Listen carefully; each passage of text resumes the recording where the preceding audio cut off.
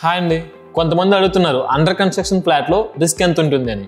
అవును, నిజమే, చాలా మందికి డౌట్ ఉంటుంది. అండర్ కన్స్ట్రక్షన్ అనగానే ప్రైస్ అట్రాక్టివ్ గా ఉంటుంది, ఈఎంఐస్ మేనేజబుల్ గా ఉంటాయి అండ్ ఫ్యూచర్ మీద హోప్స్ కూడా చాలా ఎక్కువగా ఉంటాయి. బట్ వీటన్నిటి వెనకాల కనబడని డేంజర్స్ చాలా ఉంటాయి. అవి ఎవరు చూడరు, చూసినా ఇగ్నోర్ చేస్తారు. ఈ రోజు నేను మీకు ఒక బయ్యర్ వ్యూ పాయింట్ నుండి, ఒక ఎక్స్పర్ట్ వ్యూ పాయింట్ నుండి కంప్లీట్ ట్రూత్స్ అనేవి చెప్తాను. మిస్ అవ్వకుండా లాస్ట్ వరకు చూడండి. ప్రతి పాయింట్ ఎంత ఇంపార్టెంటో క్లియర్ గా అర్థమవుతుంది. ఫస్ట్, మన మైండ్ ఎందుకు అండర్ కన్స్ట్రక్షన్ ఫ్లాట్ కి అట్రాక్ట్ అవుతుంది? ఎందుకంటే ప్రైస్ అనేది 10 to 15 lakhs డిఫరెన్స్ ఉంటుంది. కస్టమైజేషన్ హోప్స్, కిచెన్ ఇలా ఉండాలి, ఫాల్ సీలింగ్ ఇలా ఉండాలి అండ్ చిన్న చిన్న చేంజెస్ చేసుకోవచ్చు అని ప్రతి ఒక్కరికి ఉంటుంది. అప్రిసియేషన్ ఎక్స్పెక్టేషన్స్, ప్రాజెక్ట్ కంప్లీట్ అయితే రేట్స్ అనేవి పెరుగుతాయి, సో తక్కువ టైంలోనే ప్రాఫిట్స్ వస్తాయనే ఎక్స్పెక్టేషన్స్ ఉంటాయి. అండ్ ఇన్వెస్ట్మెంట్ విషయానికి వస్తే బుకింగ్ అమౌంట్ అనేది తక్కువ అండ్ స్లాబ్ బేస్ పేమెంట్స్ ఉంటాయి అండ్ ఫైనాన్షియల్ గా ఫ్రీడమ్ అనేది ఉంటుందని అనుకోవడం. ఇవన్నీ కరెక్టే, కానీ ఇలాంటి భ్రమలో ఉన్నప్పుడే మనం కొన్ని మిస్టేక్స్ అనేవి చేస్తూ ఉంటాం. అండర్ కన్స్ట్రక్షన్ అనగానే అప్రూవల్స్ గురించి పట్టించుకోరు, ఎందుకంటే అప్రూవల్స్ లేకుండా కట్టరు అనే గుడ్డి నమ్మకం. డెవలపర్ వచ్చి ఆల్రెడీ అప్లై చేసాం సార్, ఇదిగో వచ్చేస్తాయి రేపో ఎల్లుండు అనగానే నమ్మేస్తారు.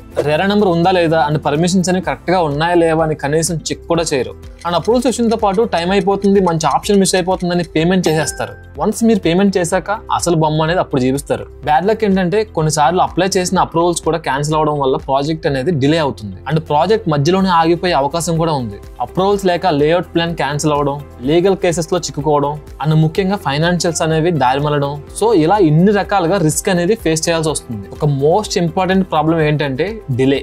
మనం బయట తరచుగా చూస్తూ ఉంటాం, కొన్ని ప్రాజెక్ట్స్ 6 months డిలే అవుతాయి, కొన్ని 2 years, ఇంకొన్ని 6 years అయినా కంప్లీట్ స్టేజ్కి రావు. అప్పుడే మీ మనీ అంతా వేస్ట్ అవుతాయి, అమ్ముకోలేరు, తిరిగి తీసుకోలేరు. ఒకవేళ తీసుకుందామంటే ఎప్పుడు వస్తాయో తెలియవు, కొంచెం కొంచెంగా వచ్చినా మీకు ఎందుకు ఉపయోగపడవు. అండ్ ఎందుకు డిలే అవుతుంది?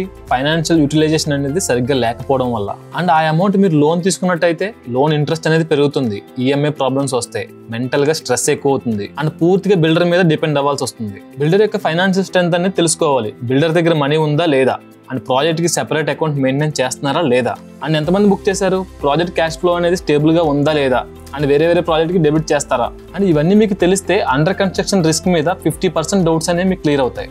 అండర్ కన్స్ట్రక్షన్ లో బిగ్గెస్ట్ ఇల్యూజన్ ఏంటి? ఫైనల్ క్వాలిటీ చాలా బాగుంటుంది సార్ అంటే నమ్మడం.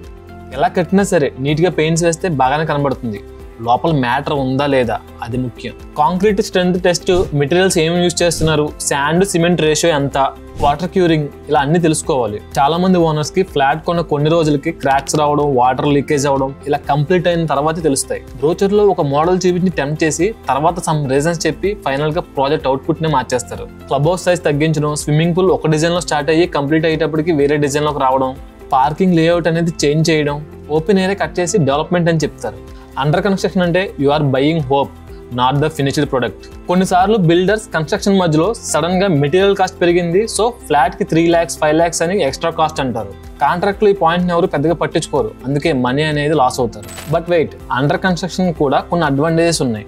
హానెస్ట్ గా చెప్తా, అండర్ కన్స్ట్రక్షన్ అంటే రిస్కే కాదు, కొన్ని స్ట్రాంగ్ అడ్వాంటేజెస్ కూడా ఉన్నాయి. ప్రాపర్టీ అనేది లో ప్రైస్ అండ్ డిస్కౌంట్ లో దొరుకుతుంది, సో దాని అప్రిసియేషన్ అనేది హై ఉంటుంది. పేమెంట్స్ అనేవి స్లాబ్ వేస్ కట్టుకోవచ్చు అండ్ మోడర్న్ అమ్యూనిటీస్ ఉంటే అండ్ మైనర్ చేంజెస్ చేసుకునే అవకాశం కూడా ఉంటుంది అండ్ న్యూ కమ్యూనిటీ. బట్ ఈ అడ్వాంటేజెస్ అన్ని మీకు దొరకాలంటే బిల్డర్ అనేవాడు జెన్యూన్ అయి ఉండాలి. అలాంటి బిల్డర్ ని సెలెక్ట్ చేసుకోవాలి, అప్రూవల్స్ అన్ని కరెక్ట్ గా ఉన్నాయా లేవా చెక్ చేసుకోవాలి. సో ఎప్పటికప్పుడు సైట్ లో వర్క్ ఏం జరుగుతుందని ట్రాక్ చేస్తూ ఉండాలి. బిల్డర్ ని మంత్లీ కన్స్ట్రక్షన్ అప్డేట్స్ అనేవి డిమాండ్ చేయాలి అండ్ పేమెంట్స్ కూడా స్లాబ్ బేస్ మాత్రమే చేయాలి అండ్ మీ వర్క్ ని బేస్ చేసుకుని పేమెంట్ చేస్తే ఇంకా మంచిది. అండ్ అగ్రిమెంట్ అనేది కంపల్సరీ క్లారిటీగా ఉండాలి అండ్ మీకు 1% డౌట్ ఉన్నా పేమెంట్ అనేది చేయకండి. ఫైనల్ గా అండర్ కన్స్ట్రక్షన్ ఫ్లాట్ లో రిస్క్ ఎంత ఉంటుంది అంటే రిస్క్ ఉంటుంది, కానీ కరెక్ట్ గా వెరిఫికేషన్ చేస్తే రిస్క్ ని మేనేజ్ చేయొచ్చు. Only settle people investment purpose అయితే అండర్ కన్స్ట్రక్షన్ ఓకే, లేదు అది మీకు డ్రీమ్ హౌస్ అయితే కొంచెం మెంటల్ టెన్షన్ కూడా ఉంటుంది, జాగ్రత్తగా ఉండండి.